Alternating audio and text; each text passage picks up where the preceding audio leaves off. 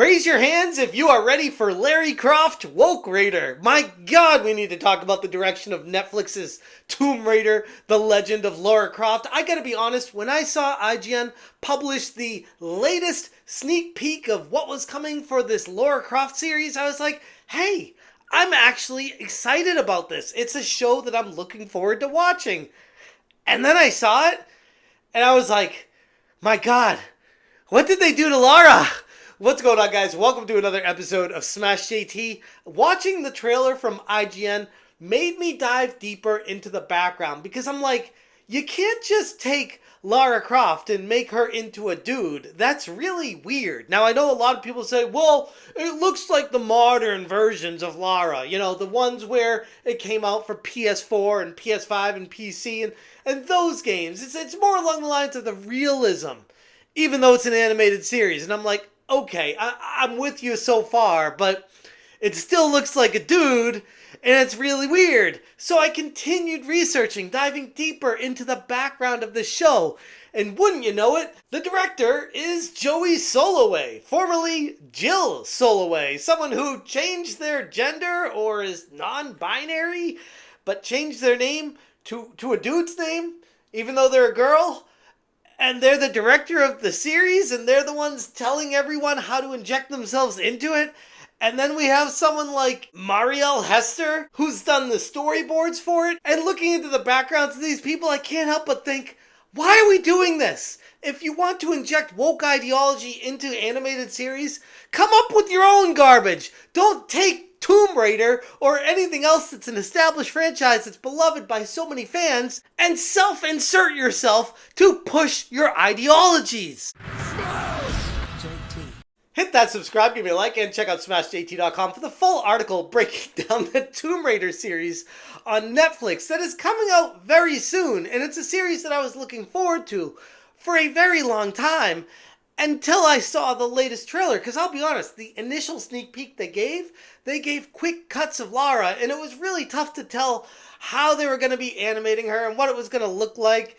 But we saw what IGN just posted, and holy crap, this tells us all we need to know. The latest trailer for the upcoming Tomb Raider Netflix cartoon dropped on IGN, giving everyone a good look at Lara Croft, or should I say, Lara Croft. Because once I saw how they depicted her, I couldn't help but roll my eyes. As someone genuinely interested in this adaptation, I eagerly clicked play on the video. And what we all saw, what I discovered behind the scenes in the production room since, has left me speechless. I mean, honestly, I don't even know what to say after everything I found out about this. How does this stuff keep happening? It wasn't Lara Croft, the fierce and iconic archaeologist we all know and love, but rather something entirely different altogether. It looked like a man with long hair. Lara Croft was the first name that I thought of when I was watching it. And for good reason. The design choices are baffling from a sane human being's perspective. She now has broad shoulders, a flat chest, and muscles everywhere, an overall masculine look that strips away her classic femininity. With the trademark generous chest assets, she looks like a he. And after I saw it, I was just like, it's really weird. Like, yeah, I get it. There's a lot of things that are going down this road, this direction, and it sucks from all the properties we grew up with and loved to see them turn to, you know, and I'm like, okay, let me do a little bit of research into the background of this because it just doesn't pass the smell test. You know what I mean? Like, you watch it and you're like, there's something off about this. And wouldn't you know it, just a few years ago, the director decided to come out as non-binary. Totally normal. Born, you called yourself in the book a straight BN, a heterosexual, a heterosexual woman. Yes. And during the course of your father's coming out, yes, father's transgender, you started realizing things about yourself. So what does this mean exactly, non-binary? Yeah, thanks for asking. It is a very new thing, and it's part of the trans spectrum. So the word trans means bridge, and a lot of people are familiar with people who go from one to the other, assigned male at birth, transition, and identify as female. But there are some people who stay on the bridge and who are, I describe it to people as I'm sort of male, sort of female, sort of both, sort of neither, constantly changing. And I like to say she is fine. When people say she and her, I don't correct them, but when people say they and them, it's like frosting. Oh, and by the way, I don't want to be pissing off the whole non-binary crowd.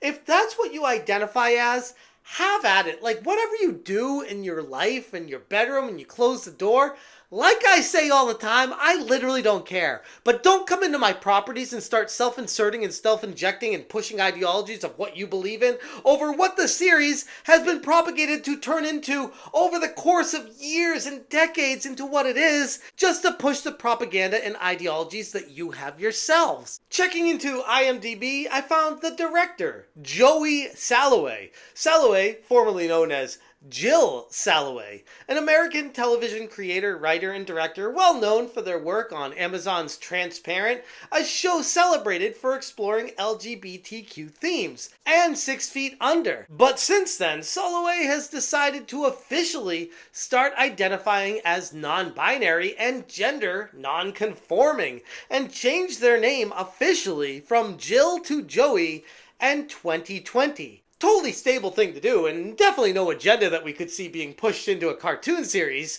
from someone that would do this, right? Never too early for the revolution, I like to say. And I want to thank Tiff for being such warm and welcoming hosts for Transparent Season 3, which hopefully you guys will come and check out in a few hours. Okay, so I am here to talk about, or maybe investigate, this notion of the female gaze. And I hope you read the title up there and you know that it's G-A-Z-E and not G-A-Y-S.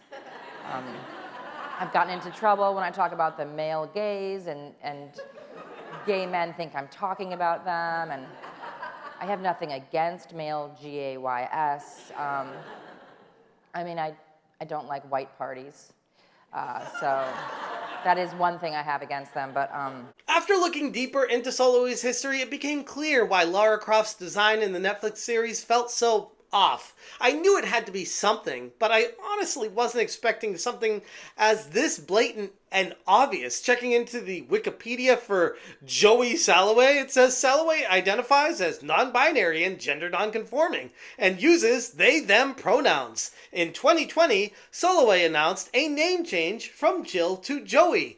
This, again, is the director of the show, the person in charge of everything. Automatica said, non-binary doesn't exist. It's make-believe, pretend, delusional denial of reality, mental illness. Sad, but it explains a lot. MD Irfan Rashid said, yeah, it's time to abandon Western media. The response thus far from the community has been overwhelmingly negative, and it's easy to see why. Fans don't appreciate when a core beloved character is altered, especially for the sake of adhering to current social norms and agendas.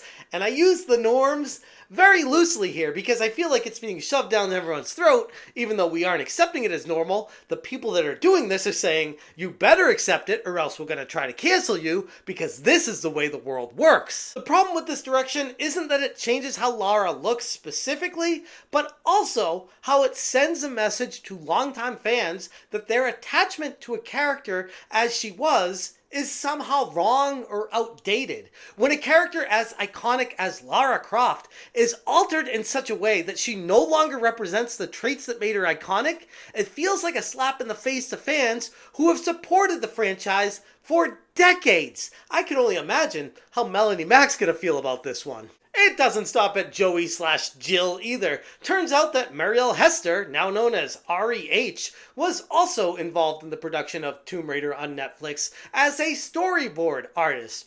Ari, who was originally listed as a she from posts from their employment Powerhouse Studios, now identifies with he/him pronouns. Are you catching on a theme here? And Ari previously worked on the Castlevania animated series in the later seasons, where I didn't watch those, it kind of fell off. I watched the first season and enjoyed it, and everyone was like, stop watching Castlevania, it gets really bad. And I'm like, well, after seeing who was on board afterwards, I'm like, it kind of makes sense. It's unfortunate because, to be honest, I was genuinely interested in this adaptation. A Tomb Raider series that could expand on Lara's rich lore, her daring adventures, and her evolution as a character would have been so exciting. But no, instead, What we received is yet another example of woke revisionism, taking priority over quality storytelling and staying true to what the character was iconic for in the first place. And I know I'm saying all this without even seeing the series,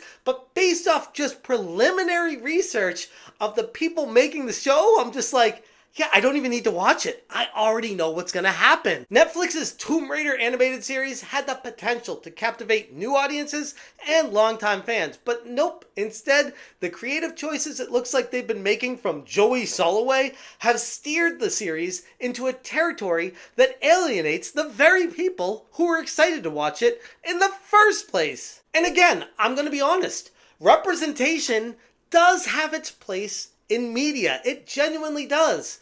But not when it's not part of a series that they're injecting it to. And that's the problem here. Again, I go back to that. I don't have any problems with the LGBT community. I don't have any problem with people that just try to say that they're non-binary or whatever the hell they identify as. I literally don't care. But steer clear of my games, my shows, my adaptations of series that have a long storied history of not being like that. So now we're left with Lara Croft, a hollow shell of what Lara once was. Directed by someone who clearly has an agenda that didn't include staying true to the core of the legendary character, it seems like Netflix once again took a beloved franchise and reimagined it into something that leaves us all wishing they had just left it alone. You hate to see it. And again, you could look at what I'm saying and be like, the show's not even out yet, Smash. How can you say all this? And I'm like, look, this one scene that they showed me from IGN tells me everything I need to know about it. They literally chopped off her chest. Why would you do that? That is literally what she is known for. And she doesn't even look feminine. She looks like a dude. She's got broad shoulders, tons of muscles, and she's talking down to a dude. And I'm like, this is not Lara Croft.